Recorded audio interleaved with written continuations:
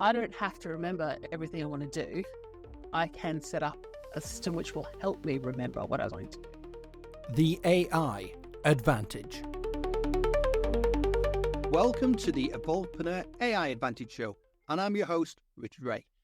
My mission is to help entrepreneurs use AI to their advantage.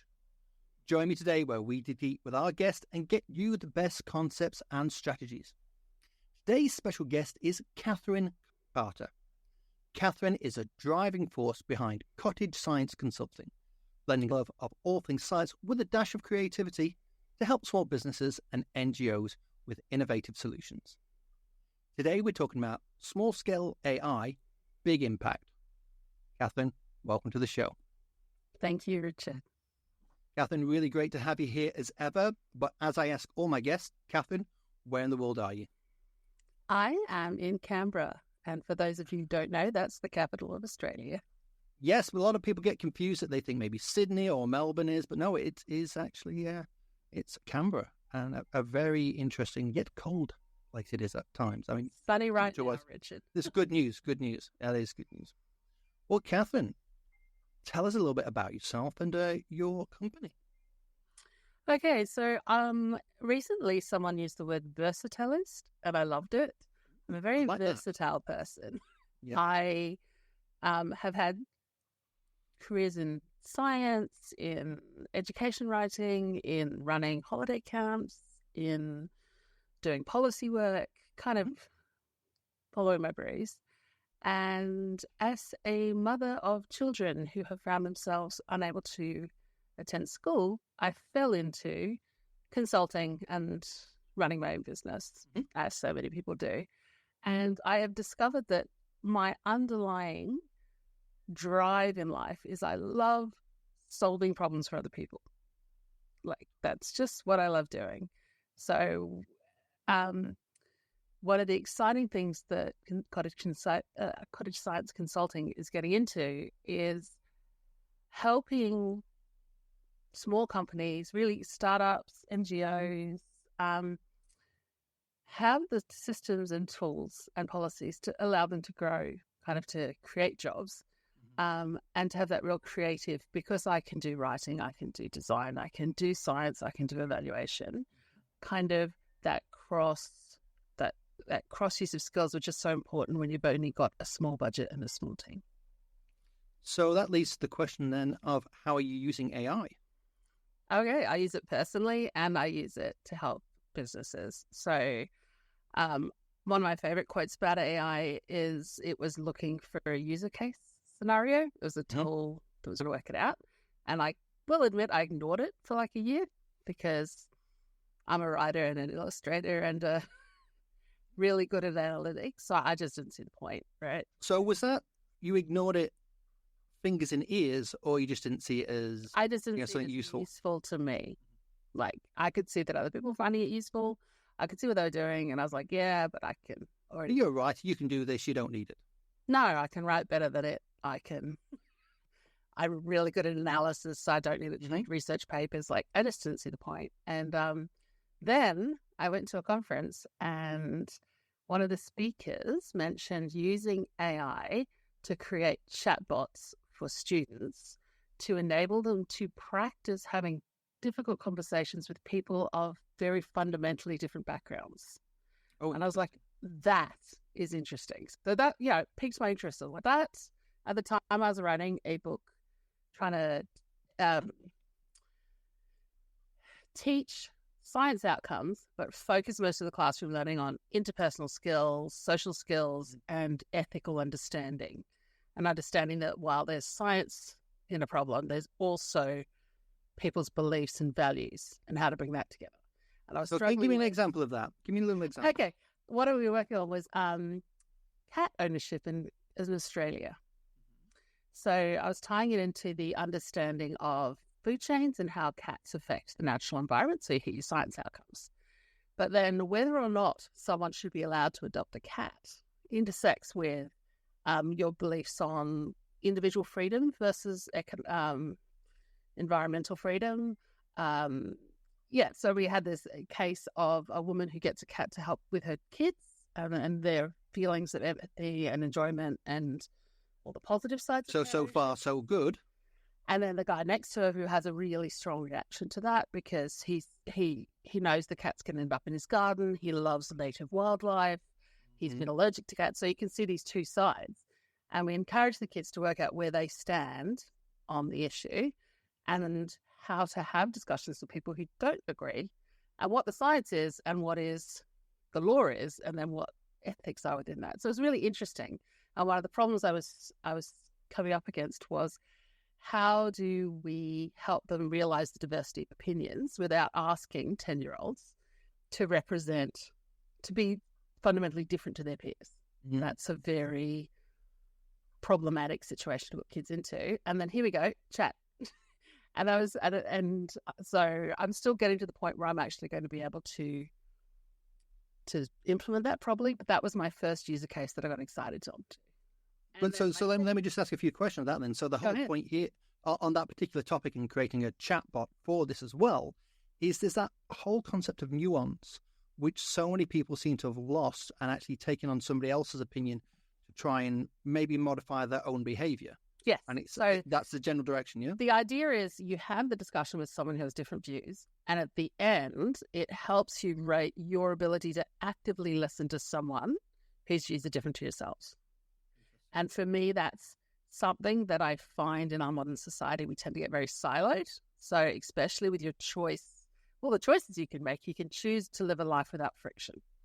You can choose to live a life where you only interact with people whose views are the same as yours. And so a lot of no fun.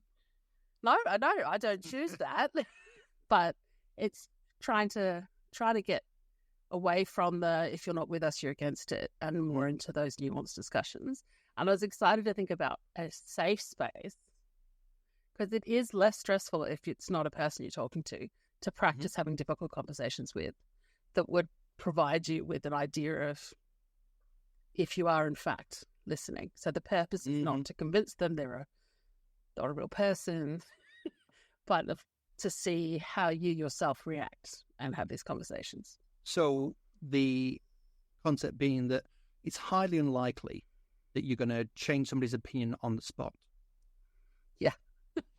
It just doesn't work like that, does it? No, it doesn't. No matter how strong your argument might be. Yes. Well, that sounds very exciting. So keep going. Tell us more about. Yeah. Sorry. So there's that. And then I work with a business who does easy read, accessible writing. And the business owner came to me and said, look, the problem is it's expensive to write accessible communication because it's very difficult. People think it's simple because it's very short, but it's the opposite. The less you write, the more work goes into it. And she said, look, my problem is I want everyone to have accessible writing and they can't afford our services. I'm looking into how can we use AI to make it cheaper so that there's more accessible information. And there I was like, I can see the use case there. It's a very tricky skill, but it's a service that people need. So I was like, okay, I love that. And I said to her, well, if you're going to do that, you're going to need an ethical standpoint on AI. Mm-hmm. And she said, fantastic, write it for me. So, okay. In that grand old tradition of put your hand up and get it back. And I said, okay, well, if I'm going to do this, I then did one of my deep dives and looked at everything, prompt engineering, ethics, bias. I did courses with online MOOCs and then went into a small scale with a person. So right down to the end of it, wrote a thing and suddenly discovered AI can lift mental load for women, for people with cognitive disabilities, and then that got me really excited. So when you say mental load, let's just dive into that a little bit because that's a very interesting term to use. Okay, so for me, I first came across it when out of the feminist movement, there was a French illustrator who wrote about the mental load of running a house, and her cartoon's called "You Should Have Asked," and so it's about how that's a loaded statement. Yes, so it's just like I asked you to do. I shouldn't need to ask. Ask your partner. You should be able to notice what needs to be done without me telling you. You should be, And so it's that idea that the women carry that mental load. They're keeping a lot of things in their mind and doing a lot of we acknowledge that management is a skill, but the management of a house is actually very brain consuming. Other than, yes, you can tell people to do the task, but you need to see the task the right person, check it's done. So all of that, and it's really competency load. Yeah. And look, I'm not saying that there aren't couples for whom this doesn't exist. I'm just saying for a lot of us, implicitly, we still carry a lot of that. We're supposed to remember birthdays. We're supposed to remember, this has got the mental load. And so the use case that I found fascinating was she said she no longer has to do meal budgeting because she could put into ChatGPT and say, I have this budget. I need to feed this many people. And it could predict within 10 cents or whatever, she could create an Aldi shopping list. So it just saved her so much effort and time. It could take into account local produce, time of season, all the things that you're trying to balance, and just, instead of spending, and it's not even just the time, it's, you don't have to think about it all the time and then only get around to writing a shopping list. You're not constantly scanning to see if there are sales, that you've delegated a task and it's going to take you 30 seconds once a week for something that used to occupy this space in your brain. And so suddenly you do that and that brain space is lifted. And that's what I've been very interested in is, yes, people talk about time saving. I'm thinking about brain saving. What is it going to do for me that allows me to free up all of these sub-routines I've got going on in my brain? Oh, I must remember to follow up with that person or that kind of thing. That is very interesting. So, you've got the whole concept really of your brain's only got so much juice in it. And this is death by 1,000 cuts if you're not careful. And if you can take away so many of those, you can start to really delve into the science side of this and get into Maslow's hierarchy of needs. But the reality is you're just exhausted because you've got so much on your plate. And if you can just nibble away at little things here and there, but make that easy, then you can actually get better results. Absolutely. And so I've just having personally experienced that uplift of things you didn't know you were worrying about. And so recently I created this fabulous automation for myself. It's like having a personal assistant that doesn't judge. But I often find myself thinking deep thoughts at really inappropriate times. For example, driving. Okay. Driving on a straight highway. My mind is focused. I've got nothing else. I've got no one bombarding me with questions, no visuals on all the tasks I've yet to do. And suddenly my brain goes, oh, here, I've got this thought about this. You mentioned having, I'm autistic ADHD. My brain has short-term memory issues. If I want to remember, I've thought about it. I have to keep reminding myself of it. And I get this implicit panic. I've had this great idea. I don't want to lose it, but I can't action it. And so now I have a little thing where I just press, I've got voice activated. I say if you're driving, of course. This is what I'm driving. Yes. Voice activated, I say it out loud. And then the magic happens. And when I get home, I have a little thing where it said, you mentioned you were talking about this. And so it sits there, it analyzes my audio, which is pretty patchy because I'm driving. Yeah. I don't spend a lot of extra effort that I would if I was talking to a person in terms of clarifying my thoughts, over-explaining. I don't worry if I repeat myself or I don't finish my sentences. I just say what's on my mind, this thought, and it analyzes it for me. And then it sends me a message saying, hey, don't forget you're doing this. And here are 3 things you might want to think about doing. Here's and I've got that at a table. And then periodically I have an automation that goes to that table and go, hey, remember 3 months ago you had this idea and have you actioned it yet? So it's look, thank you for sharing that whole concept. Being neurodivergent, ADHD, as I always say, if anybody brings it up, I have been diagnosed with ADHD myself. And I think some of the things that you're saying there absolutely tally with me. What tool is it you're using? Because that sounds like an amazing setup that you've got there. Okay, so For that setup, I tried a bunch of different tools. I'm still on my exploratory journey, and funnily enough, I ended up back on Zapier because it has the most integrations. And what I really wanted was something that was going to trigger automatically, and the best way to trigger it. I kept playing with how to get that audio to be transcribed. So that was the sticking point for me, was finding a thing that could automate. And so I tried Respell. That's much better for using different AI integrated models, so you can use Claude 2 and everything. But with Zapier, if an audio file uploads to a folder, it will transcribe it and then analyze it. Within Zapier, I'm just using ChatGPT 3 because I don't earn a lot of money right now. It all goes back into the business.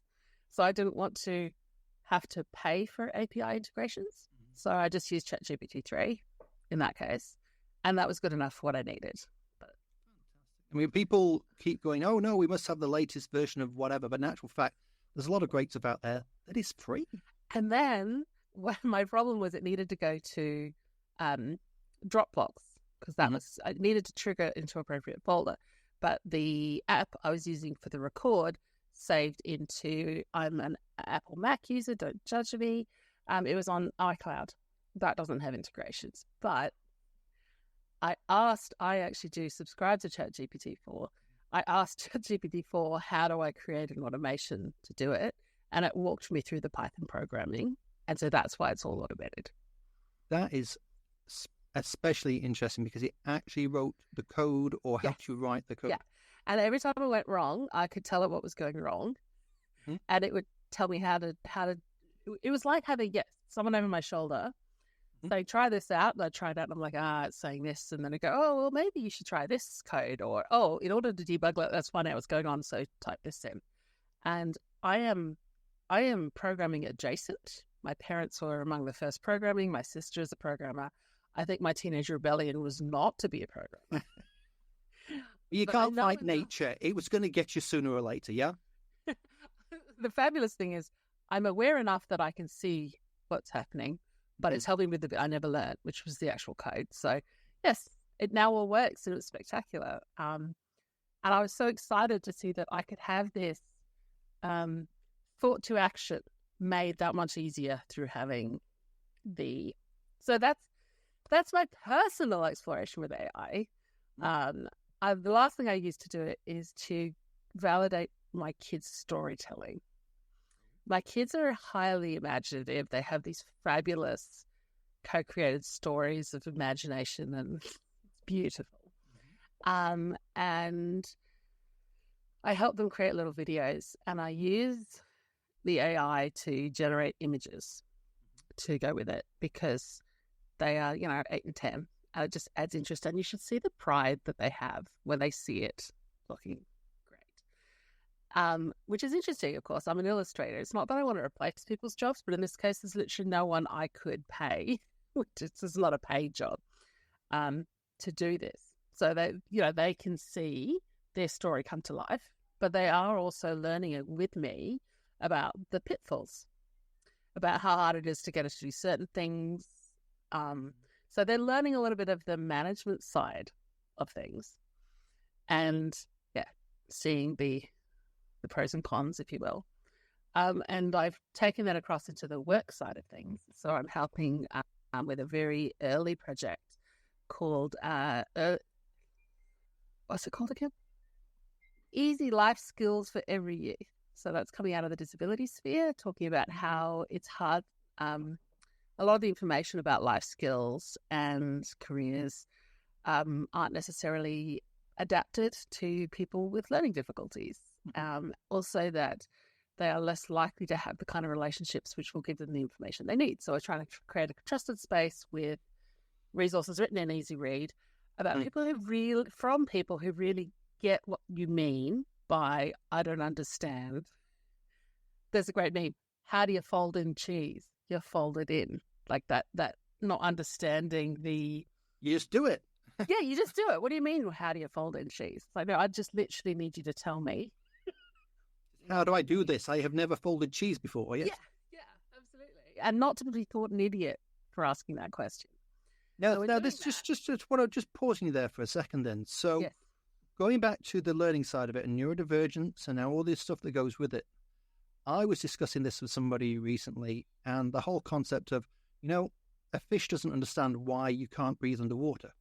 Yes, absolutely. People who don't have some of these challenges just do not understand because they don't have those challenges. It's that simple. Yeah, absolutely. And so what we're doing is, I'm like, not anyone. Sorry, I'm looking at the time here. Oh dear. We've got plenty of time. Keep going. Good. All right. So you can see a market gap, which is these resources need to exist, right? Mm-hmm. And you can say, I know what we'll do. We'll get a group of expert writers in. We will write them for them. We will ask the group once if it's good for them, and then we'll publish. And we're doing the opposite.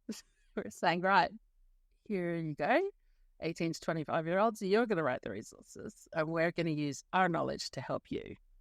But it's going to come from you, and I'm going to use this as a learning opportunity for you to learn about how to be a content creator, how to consult with your own group. So it's kind of flipping the narrative of people with learning disabilities to be seen as purely consumers or people you do things for, to being creators of their own content. Now, this project is in its infancy, right? Mm-hmm. We don't have a lot of funding yet. We need a proof of concept. We need to build the community. What am I using AI for?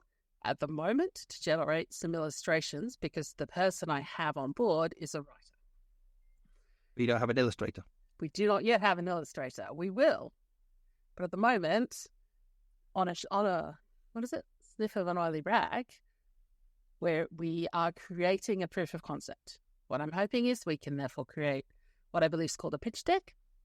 People will be able to see what we're doing, and then we can get an illustrator, because an illustrator is going to do better in terms of continuity of drawings. Like, I've been experimenting a lot, obviously, through working with my kids. I've got a use case to experiment with images. It's not, there are good things. It helps that I can actually, because I've got all the tools, it's a bit like with the writers, I think. It gives me something and I can fix it. Yeah. Sometimes it's questionable as to whether it's faster or not. But the point here is, once we get the illustrator on board, we probably won't need it as much, or we'll use it for brainstorming. So I think you've just said something very, very important. You are using AI to prototype. You're using it to brainstorm, but you're not using it to replace people. You are still looking to keep those human skills, keep that uniqueness in there, which is something that, I think everybody needs to at least keep in the back of their mind when they're using it. Absolutely. I want to see where AI can help people. One of my worst, when I go to AI promotional events, people are like, oh, it's great because I don't have to hire junior staff. And I was like, yeah, that's great. But the junior staff will learn by being around people who know. And if they no longer have those entry-level jobs, how are we, as you can replace a paralegal eventually with AI, but paralegal was how people were around lawyers long enough to, it's that kind of bringing together training. So I've been, in my work, have been trying to look at, okay, it's here and it's happening. So that's okay. Like, that's just a thing. Mm-hmm. People change. So how do I help young people be around content creators? That's where Elsie's come from.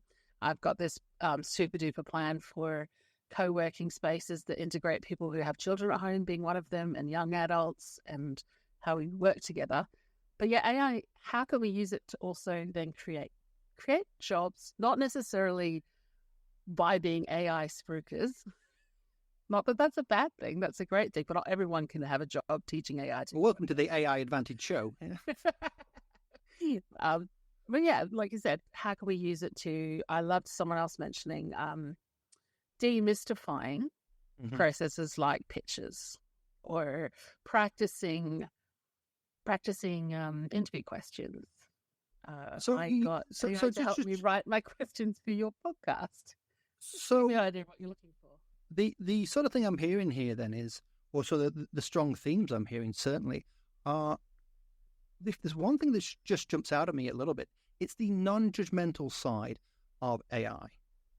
You're actually asking and trying things out where, certainly ADHD is one of those neurodivergences where people say things without even realizing they might upset people. I may have encountered this in the past myself once or twice.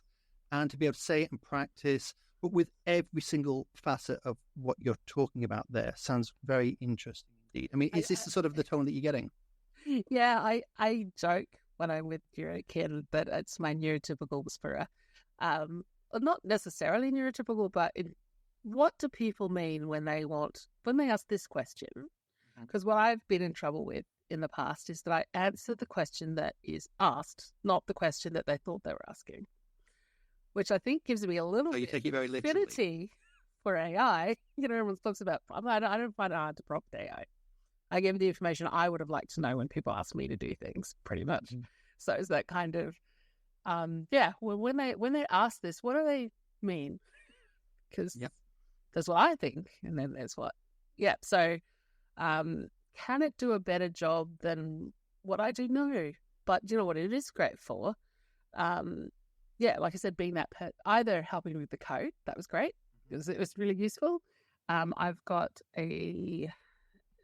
one that helps me. I've uploaded all my theory and practice, because one of the things I do is help fellow adults with ADHD and autism, especially young adults, life and career. I'm called Autie Auntie. No, that was my preference instead. Awesome Auntie. Awesome. And that's in its infancy, and that only started because people kept asking me to help their kids while they're young adults.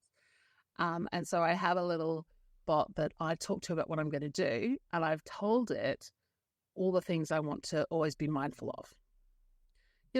And so it helps remind me, hey, you said you wanted to do it this way. Are you in fact doing that? So it keeps me accountable to myself, which again is that brain. I don't have to remember everything I want to do. I can set up a system which will help me remember what I was going to do. I'm still in charge of the outputs. It's not, it's just that kind of useful friend on your shoulder. You mentioned one other thing that I just want to delve into for a moment. Yeah. You talked about people coming through and not necessarily developing the skills, because people are using AI to do the stuff that they don't, they would have used junior staff for. Yeah. I'm seeing this in a lot of areas, and there's a concept that's starting to develop of a post-knowledge age. In 20 years, are we going to be in a situation where the skill sets that we take for granted have been devalued to the point where they're just not there anymore? That is an interesting question. I have, in my opinion, I don't know if this answers your question, but it's something I probably want to say. As the world becomes more AI, I think we're going to crave human interaction more. And so some of the skill sets, it's not about knowledge. As a writer, I spent a long time developing my voice because I had to. As a junior writer, there will be, and I think other people have mentioned it, that pressure to produce more and more, quicker and quicker, because everyone else is doing it more and more and quicker and quicker. Now, I can use a tool like AI to produce my voice quicker because I've already, it's not replacing a fundamental skill. It's just getting that skill quicker. I grew up learning how to read maps and having to drive with maps. And I love right now that Google Maps will do it for me, right? Because it's a lot easier. But that doesn't mean I don't have the skill. It just means I'm choosing to use AI to replace it. My only concern as we use tomorrow my AI is the developing of the fundamental skills so that you have that deep understanding of what you are then tasking, be it another person or the AI, to do. And so knowledge is an interesting one as a scientist. I'll put that on a side. But yes, the world is evolving. And like I said, I'm teaching my kids through watching me. how to become a good tasker of these systems and how to evaluate outputs and all that critical thinking skills. But at the end of the day, when you use it to replace a skill, that's one thing. When you use it instead of ever learning the skill, then there's real dangers. I can see that's when you can't pick up hallucinations, when you end up not creating your own voice, you end up sounding like everyone else because you've literally never had to do it. And what that means for employability, I don't know, because I guess I'm less interested in the employability. I'm just more interested in the people having self-actualization as per Maslow's needs. So I think we'll find out probably in the next 20 years what the outcome's going to be there then. It is funny, though. I will put a plug in for my parents because, of course, they joined computing back in the days of punch cards. And they're just like, oh, I'm just going to sit this one out. I've been through all the Yeah, I've done that before. No more of that. It's like I've seen so many bubbles. I'm like, yeah, we're going to see in 20 years which tools actually are helpful and which tools are not. I personally I'm sticking with some of the fundamental ones, like experimenting with ChatGPT, because it's there. It has the most ability for me to actually understand what it's doing and why. When people rely too much on the people who create funnels beyond it, you're losing sight of even the instructions that are giving to the AI. So you have less knowledge over why outputs might not be what you want. So, Kathryn, if there's one piece of advice that you would want people to take away from today's conversation, what would it be? You should play with it and look for ways, not just to save time, but to save brain space. And I think that is the phrase of the day, brain space. I absolutely love that. Kathryn, where can people find you and these amazing projects that you're working on? My website, cottagescience.org, the best place, or you can connect with me on LinkedIn. Cottage Science is one word. Fantastic. Well, Kathryn, really interesting conversation today. Sounds like you're doing some great stuff, and I wish you the best. Thank you. Well, that's a wrap on another awesome guest episode for the Evolvepreneur AI Advantage show. Just before you go, if you like this episode, we would be very grateful for a 5-star review. Please also consider recommending the show to a friend or two. Make sure you subscribe for future episodes at aiadvantage.show right now. Until next time, I'm Richard Wray, and if you're an entrepreneur, get the AI advantage today.